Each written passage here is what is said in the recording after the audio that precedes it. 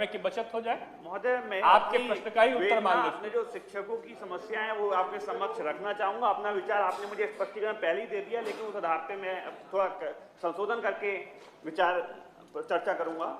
महोदय, लगभग 56 लाख छात्रों की हाई स्कूल इंटर की यूपी बोर्ड की परीक्षा निरस्त हुई।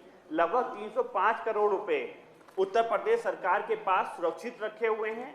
जो परीक्षा मूल्यांकन का पैसा बचा है, परीक्षा कॉपी बची हैं, और जो परीक्षा केंद्र का जो किराया या बाकी सब के लिए व्यय होता है, वह पूरा लगभग 305 करोड़ रुपए 56 लाख छात्रों का बचा हुआ है। अब जैसा कि माननीय नेता सदन ने बताया है कि कुछ जो छात्र हैं वे परीक्षा देंगे, लगभग 3-4 लाख छात्रों से ज्यादा कोई परीक्षा नहीं देंगे, फिर भी ये 305 करोड़ रुपए में 250 करोड़ रुपए सुरक्षित रह जाएंगे। बात ये आ रही है आपकी, मैं ये मांग, आप जो सभी सम्मानित माननीय सदस्य बैठे हुए हैं, मेरी समस्या नहीं है, आप सभी क्षेत्र के जो सम्मानित शिक्षक हैं उन सभी शिक्षकों की समस्या है। आपके दल में जो सम्मानित शिक्षक माननीय विधान परिषद के सदस्य बैठे हुए हैं उनके क्षेत्र के भी शिक्षकों की समस्या है। तो मेरी अपनी व्यक्तिगत समस्या नहीं है, पूरे उत्तर प्रदेश के शिक्षकों की समस्या है। जो वित्तहीन का शिक्षक भूखा है, इलाज नहीं करा पा रहा है, अनाज नहीं आ पा रहा उसके घर पे, किसी भी प्रकार से उसके लिए कुछ नहीं हो पा रहा। हमारे माननीय नेता सदन जी ने बताया कि यदि कोई गरीब है, मजदूर है, तो उसके लिए 188 करोड़ रुपए उत्तर प्रदेश सरकार खर्च वहन करती है अपने पास से, जिसमें उसे वो 1000 रुपए आर्थिक सहयोग भी दे रही है और राशन भी दे रही है। मेरी वेदना है, हमारे शिक्षक को ना तो गरीब माना जा रहा, ना आम मनुष्य माना जा रहा, उसे वित्तहीन शिक्षक होने का दंड मिल रहा है। वह पूरे जो प्रदेश की 23 करोड़ जनता है उसे शिक्षित करने का दायित्व अपने कंधों पे लिए हुए हैं, उसे इसी बात की सजा मिल रही है। आपको ये जानकारी है, कल ही आपके द्वारा मुझे जानकारी मिली कि आपको भी जानकारी है कि हमारे शिक्षकों को वेतन नहीं मिल पा रहा है क्योंकि बच्चों की फीस नहीं आ पा रही है, विद्यालय लगभग बंद चल रहे हैं। आपके द्वारा जब भी हमसे कहा जाता है कि मानदेय की मांग की जाए तो आप 2016 का पूर्व सरकार का अध्यक्ष वो नियम बताते हैं कि 200 करोड़ रुपए का प्रोविजन किया गया था और उसमें यह कह दिया गया था कि आगे इसे दृष्टांत नहीं माना जाएगा। किसी भी सरकार का दायित्व होता है कि वह अपने जो गरीब है, जनता है, उसके दुखों की समस्या समझे, उसकी पीड़ा समझे और उसे दूर करने का प्रयास करे। इस तरीके से आपके द्वारा भी हमारे जो शिक्षक हैं इन्हें आर्थिक सहयोग दिया जा सकता। अक्टूबर 2020 में भी जितने भी अखबार थे, दैनिक जागरण, अमर उजाला, जितने इलेक्ट्रॉनिक मीडिया थे, सब में चुनाव के समय से जब शिक्षक इलेक्शन हुए थे, सब में वर्णन किया गया था कि शिक्षकों को आर्थिक सहयोग मिल रहा है। पिछली बार जब मेरे द्वारा 105 की सूचना में ये बात उठाई गई तो माननीय नेता सदन जी ने बताया कि हमारे द्वारा नहीं कहा गया, लेकिन फिर भी अखबारों में गलत सूचना आई, उसके ऊपर भी अखबार पे कोई कार्रवाई नहीं आई। यानी कोई भी सूचना अखबार में आ सकती है। क्या चीज फिर से इसको रिपीट कर दें। अक्टूबर 2020 में जब चुनाव हो रहे थे शिक्षक एमएलसी के, तो सभी अखबारों में सूचना आई थी कि आर्थिक सहयोग दिया जाएगा। आपकी बात नहीं कर रहा हूँ, नहीं, मेरा वक्तव्य या किसी अधिकारी का वक्तव्य आया था क्या?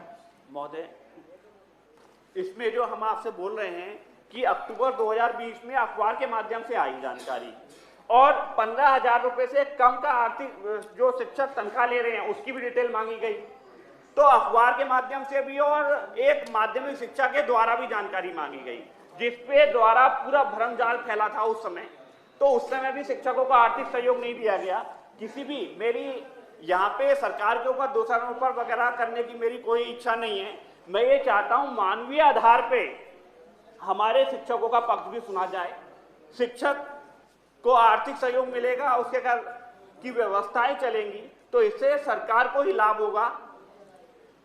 हमारे जो शिक्षक हैं, जो कोरोना काल में 8 महीने से जो स्कूल बंद चल रहे हैं, लगभग आधे शिक्षकों ने अपना कार्य बदल लिया है, वे किसी और कार्य में चले गए हैं। क्योंकि यदि शिक्षा दान करने के बाद भी उस शिक्षक को कुछ नहीं मिलेगा तो वो क्या करेगा। जितने भी युवा शिक्षक थे जो कुछ और कार्य कर सकते थे उसने कार्य बदल लिए। जो 50 वर्ष से ऊपर के हमारे शिक्षक थे, जो वो इस बुढ़ापे में, इस वृद्धावस्था के कारण कुछ और नहीं कर सकते, वे अपने शिक्षक के कार्य में ही लगे हुए हैं। जब स्कूल खुलेंगे तो ये उन सभी स्कूलों में समस्याएं आएंगी कि उन्हें अपनी जानकारी ही नहीं है कि लगभग आधे शिक्षक कहाँ गए हैं। आप बड़ा हृदय दिखाते हुए जो 2016 में एक बार की व्यवस्था की गई थी कि 200 करोड़ रुपए का प्रोविजन किया गया, इसे आगे दृष्टांत नहीं माना जाएगा। जब आप मजदूरों को 188 करोड़ रुपए राशन और 1000 रुपए आर्थिक सहयोग देने में खर्च कर सकते हैं, तो हमारे वित्तीय जो शिक्षक साथी हैं उन्हें सहयोग मिल जाएगा। इसमें कहाँ समस्या आ रही है?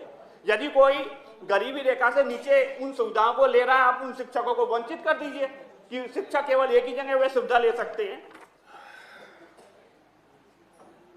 और इसके बाद भी मेरा ये कहना है कि 114 करोड़ रुपए हम लोग जो रोज सुबह न्यूज़पेपर देखते हैं, इलेक्ट्रॉनिक मीडिया, उसमें आप सुनते होंगे यूपी में आ रहा राम राज्य है।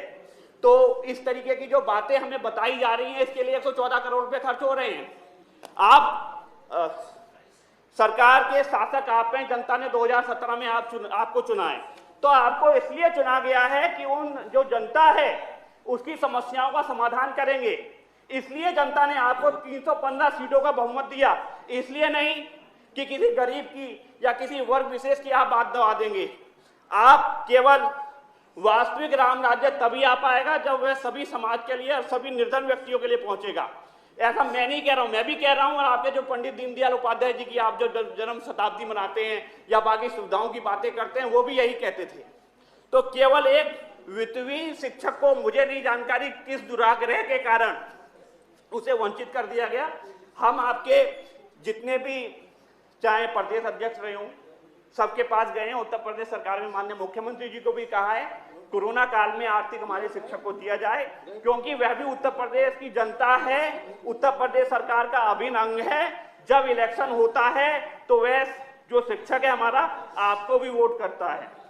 मैं निर्दलीय चुन के आया हूं, अपनी आत्मा और जमीर की बात करता हूं, इसलिए जब आप राम मंदिर बनवाने की बात करते हैं, मैं आपकी प्रशंसा करता हूं।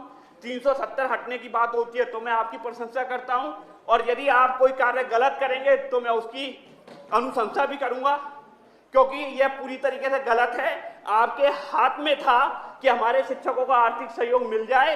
यह केवल आप लोगों की इच्छा शक्ति नहीं है कि हमारे शिक्षकों को कुछ मिले। मैं नहीं कहता कि आप आकाश अग्रवाल का नाम करते कि हमारे शिक्षकों को कुछ मिले। आप बड़ा हृदय दिखाएं, हमारे शिक्षकों को दें, उत्तर प्रदेश सरकार दे। आपने कुछ नहीं किया है। बस मेरा यही कहना है, अब भी लगभग 2 या 4 लाख छात्रों से ज्यादा परीक्षा नहीं देंगे। 305 करोड़ में कम से कम 250 करोड़ रुपए का धनराशि शेष बचेगी।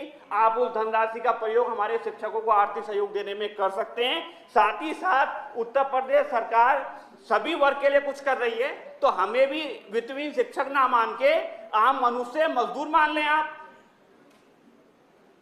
बस मैं इतना यही मैं कहना चाहूंगा। धन्यवाद धन्यवाद।